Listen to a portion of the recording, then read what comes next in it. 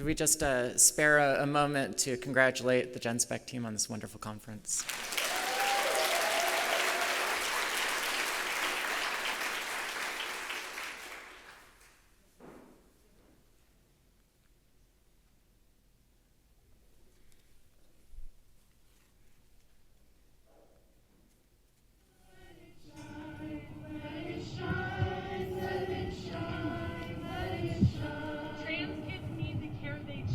Oh, wow. They've changed the words. Oh, wow. This is amazing.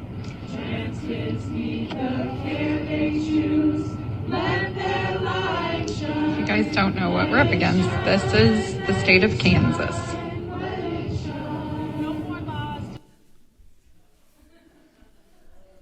You didn't sing along.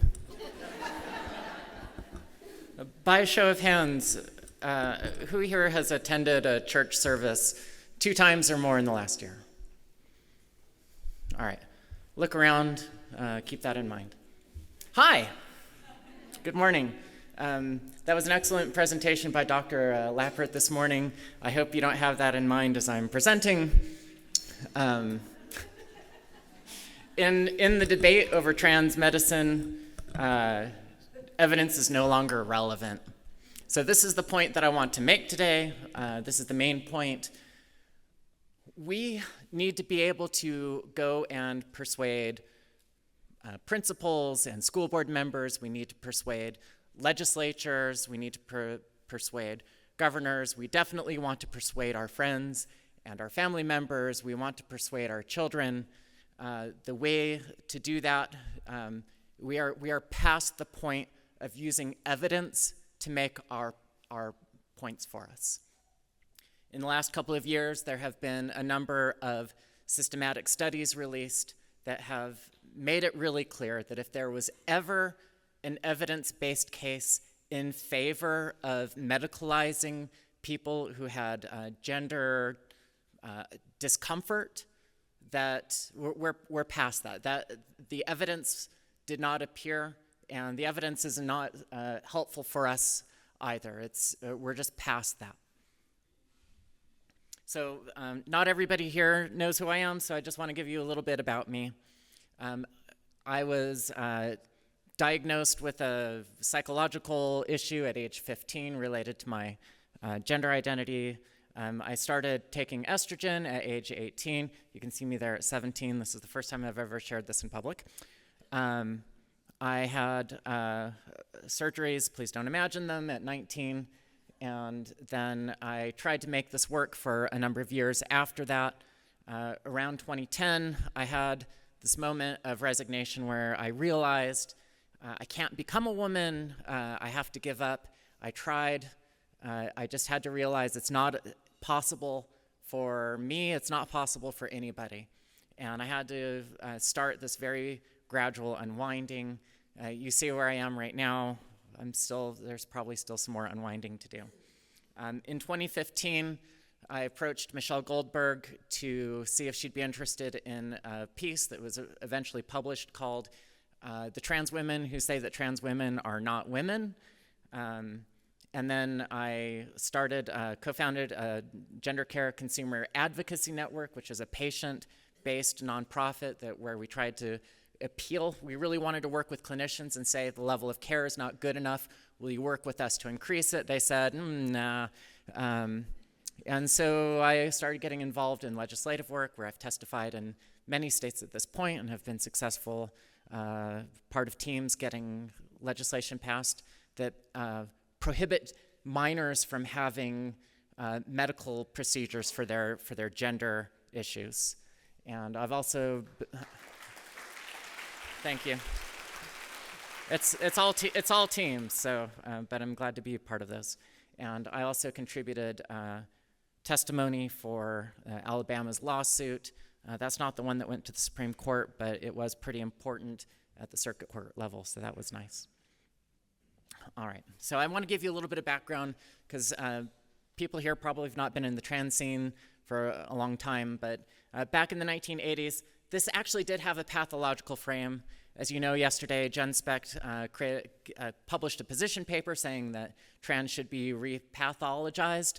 This would take, I think their viewpoint is that would bring it back into the 1980s, where this was considered a psychiatric diagnosis, and for people who were trying to seek medical relief, that there were extremely strict standards of care that required a real-life test. You had to prove that you could coexist in society as a member of your target sex before you could start having these irreversible, risky medical procedures.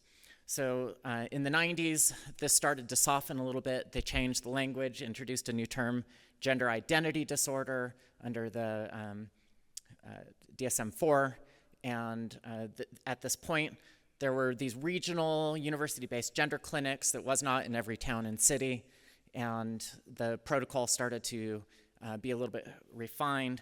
But in the 2000s, the activists had started to become more involved in these networks, and the terminology started to become less precise, more euphemistic. So now we had gender-affirming type of language. As you saw from the pictures this morning, there's an incongruency between this type of language and what the actual procedures entail. But this is when it started. And then there was a move towards informed consent, where the patients basically, it's like when you go to the drugstore and you buy Tylenol and then go home and rub it on your stomach. It's you just walk in and you get whatever you want. So this is more that informed consent model. And then this is where probably a lot of people in the room started to catch up. Normalization, trans has no psychological implications. Just like there's gays and lesbians, there's trans people. People have gender dysphoria. Here's a checklist that we know that they're gender dysphoric. The civil rights movement around this started growing, and WPATH became much more ideologues. They had more of an ideological mission at this point. And then at this point, today, 2025, it's really an identity movement with medical aspects. It has nothing to do with medicine at this point. It's customers ask for aesthetic procedures and they get them on demand, but their rationale for these demands is not really clear at all. I want to give a little bit more of the social context also. You remember the transgender tipping point, but in the 1990s, trans was not this glossy cover of Time. It was a mental illness, because if you are a male person and you think that you're a woman, or if you're a female person and you think you're a man, this is a psychological problem, not a physical health problem. But we are at this point now where, starting in 2016, it became a civil rights movement instead of a mental health issue. By 2016, even the AMA, Journal of Ethics, was presenting arguments that informed consent should be the model for medical care for transgender patients. So the basis that there was a need to prove that this care was something that genuinely medically necessary didn't matter. It was giving the model was to let people just ask for what they needed, to give them the capability for their own autonomy, choosing their care. I'm going to come back to this term autonomy in a little bit here. 2019, Cara Bell, a detransitioner, had a very high-profile lawsuit in the UK. This was a very important turning point because for 5 years or so before that, maybe 10 years before that, in the UK, the gender clinics there were putting children on these transition pathways, and it was not being done diligently. So young women like Cara Bell were harmed. She did have, at one stage, a successful lawsuit. Unfortunately, it was overturned later. But this got the activists really worried. It made them very defensive. They knew that this was just the opening shot in a battle that was likely going to become a lot more legalized. In fact, it did in the United States. 2021, Arkansas became the first state to ban gender-affirming medical care for minors. Then a number of other states followed. Alabama, 2022, I was involved in that legislation, the litigation. And then in 2022, as might have been mentioned this weekend, WPATH released the Standards of Care 8. At the very last minute before publication, they pulled all of the age recommendations out of the child chapters. And what we found out years later, in part due to the release of the WPATH files, is that Dr. Richard Levine pressured WPATH to pull that out, ironically, to combat the legislation in states that were trying to ban it. What's funny is as soon as this happened, I had a lot more of a moderate position on this, but I said, let's get these assholes.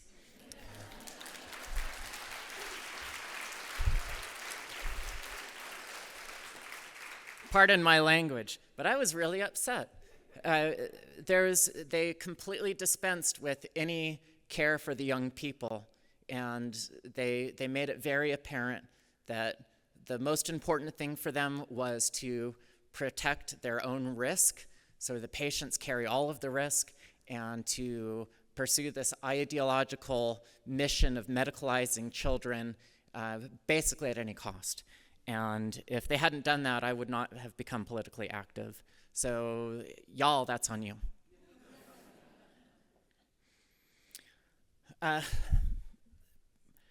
We all know our true selves, our authentic selves. We know from a very early age, some of us, as we're toddlers, who our true selves are meant to be. Does anyone agree with that? No. Well, Diane Ehrensaft would disagree with you. She's the developmental and child psychologist at UCSF, Benioff Children's Hospital. She was also a figure in the Satanic Panic movement, and I have some choice quotes from her up here. I said, we trust kids to know what gender they are. Okay. And then some other quotes. I will start by asking you two questions. At what age did you know your gender? And do you think someone else had to tell you what it was? Again, she is the developmental and child psychologist at UCSF. And then there's an interview. I think the QR code goes to the interview, if I remember. She says in the interview with another trans-affirming clinician, I would say the most significant experience for me was having children, being a parent.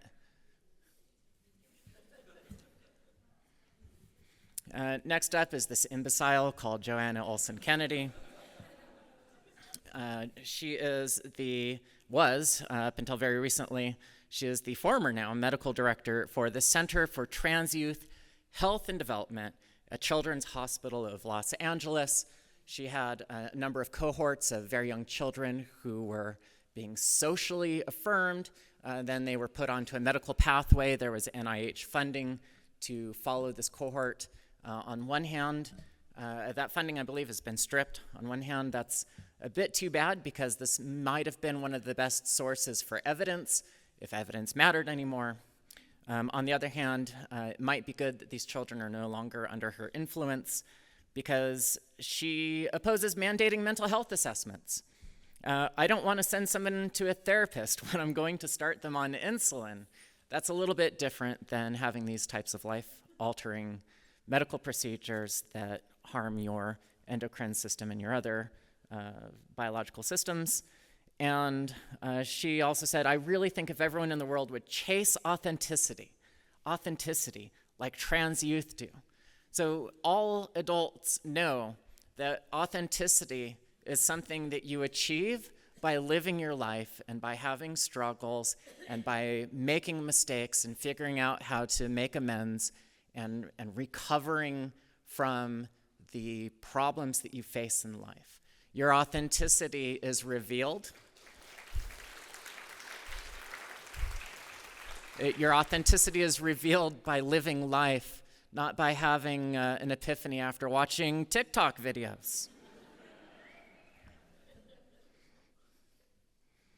Andrea Long Chu is an essayist at New York Magazine. He is also the winner of the 2023 Pulitzer Prize for Criticism. Now, he looks a bit clownish, and so it's challenging for people like us to take Andrea Long Chu seriously, but I urge you to take him seriously because he gets all sorts of opportunities to make the case to a very open-minded, liberal, educated audience. The case that he made recently, I think maybe earlier this year, is the moral case for letting trans kids change their bodies. If you have your cameras, you can grab this QR code. If you have not read it, I urge you to. Because as I said in, I think, my third slide, we are past the point where evidence matters in this discussion. These people are the ones who are getting the opportunities to make the case why our opponents should be allowed to continue their practices, and we have to understand what their arguments are. And for Andrea Long Chu, this argument is, I want it, I feel it, whether it's healthy for me or not. He also wrote an article that said, my new vagina will not make me happy. And he's extremely open with his viewpoint, which is people should be allowed to pursue their own highest truth or their greatest truth. So we need to understand where they're coming from, because when you come back and you have a stack of studies to say, no, he's wrong, here's my studies, it doesn't influence people. They need to have stories, counter stories for that. So one more piece of information here is WPATH SOC 8. During the first phase, pubertal development is halted. This is the argument for puberty blockers. Pubertal development is halted to allow the youth to explore their gender identity and embodiment goals. Is that health care? What's the disease? What is the treatment treating?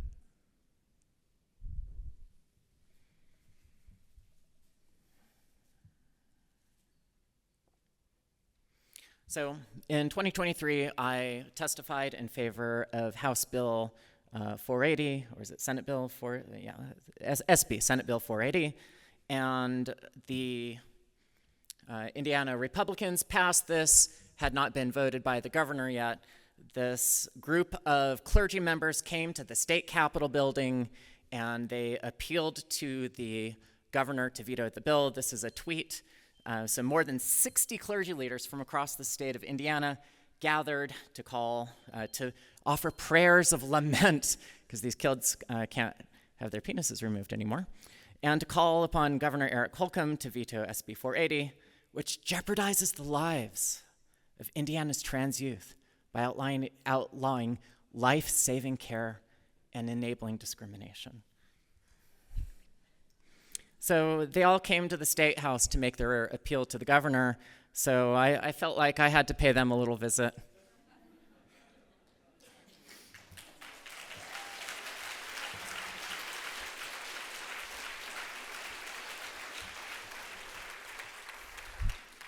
On Palm Sunday,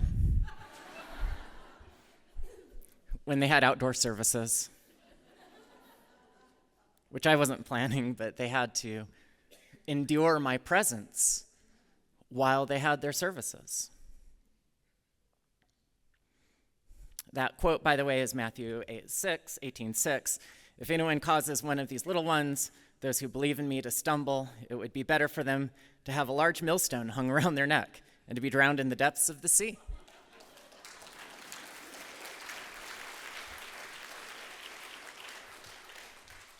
That was just a little jab. So, who's noticed this phenomenon of the churches becoming among the most potent, powerful, involved, invested, dedicated activists in the trans medical space?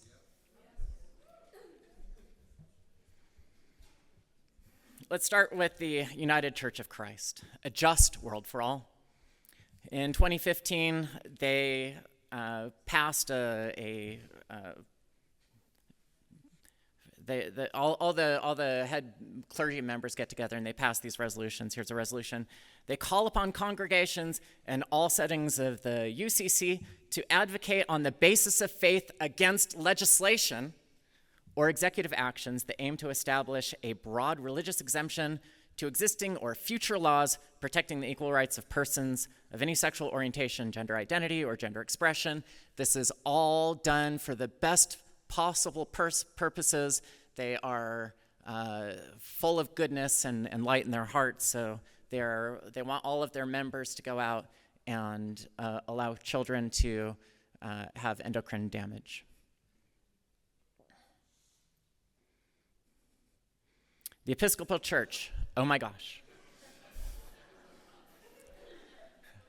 So I've had a number of my followers, thank you very much, people who've given me information about what's going on inside of their churches. As you can see from their official shield up there, I did not make that up. They have a couple, so I did cherry pick. They have others, but this is one of them. They do so much work in the front of propagating gender ideology in the world.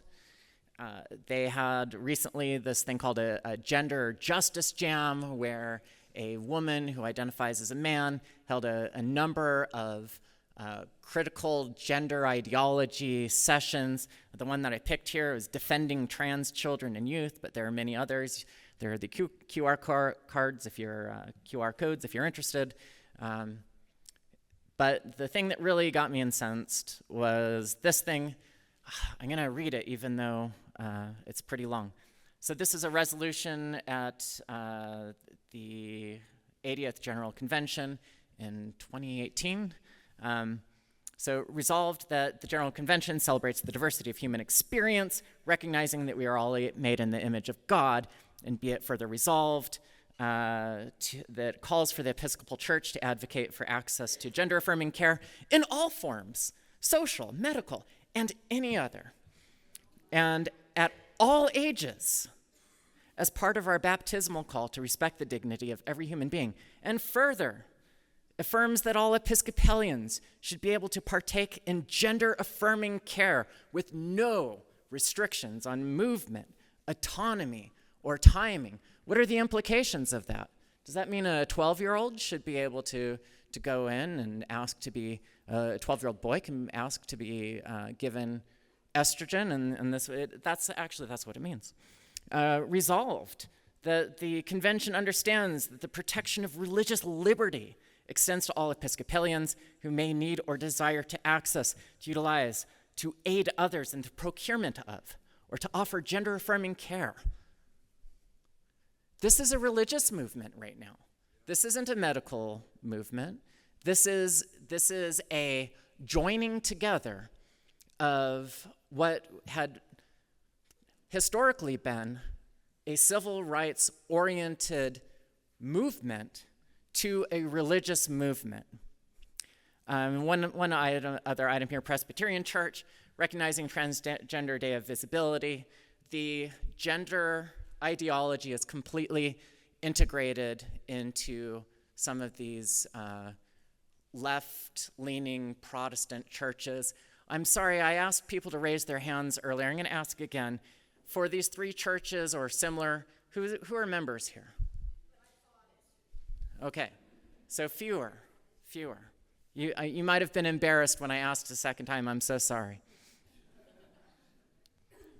Also, this is possibility. This is more gossip, rumors than anything, but it was reported that pastors in some of these more conservative congregations are starting to have infiltrators come in and agitate for more trans rights in their churches. So again, there's a QR code if you're interested in that. What do you see here? This is my home state, so I'm cherry picking. Those are all clergy members that the ACLU has brought up there to be their advocates. The one standing at the podium is a member of their board of directors. So how do we respond to this? Well, first of all, I want you to understand that the narratives that we use have always dominated the facts. The facts matter maybe in a court of law, but when we're trying to persuade people that we're correct, the facts are the most important thing. And I'll just give an example of this. In Ohio, we were able to get similar legislation passed that would ban these types of procedures. The Republicans supported us. It went through well, and then Governor Mike DeWine vetoed it after having conversations with parents that were transitioning their children. And as you can imagine, when you have these beautiful, innocent little angels coming in, and they will literally kill themselves or be killed if they don't get this medical need, it really pulls on your heartstrings. But we have narratives also, and we need to refine them because this is where the arguments are mattering. Next, autonomy is the new argument for transmedicalization. We have to let people do what they want to do with their bodies. People have a right. A lot of us I saw had some wine last night. Some of those might still be sleeping this morning. We have the right to choose to do what we want to do with our bodies. And this is actually a good argument. So we have to be prepared to face it head on and not to sideline it.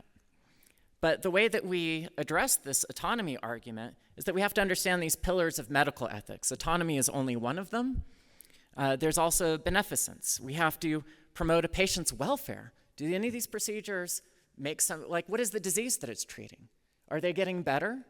Even you can make arguments for at least vitamins if you have a vitamin deficiency. What are these doing?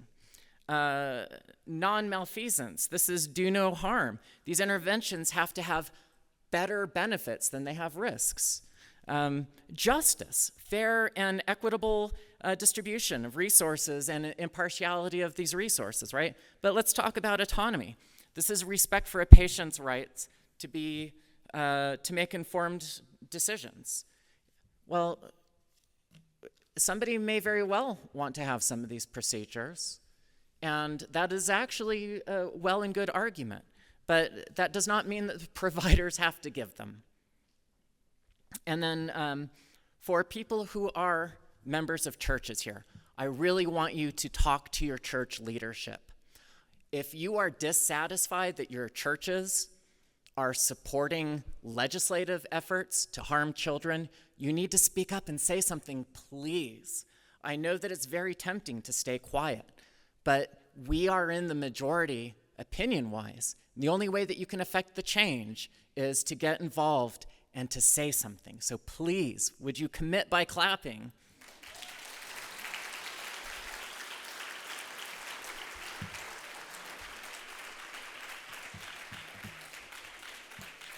Do we have time for any questions? I'm out of time. Thank you, everyone.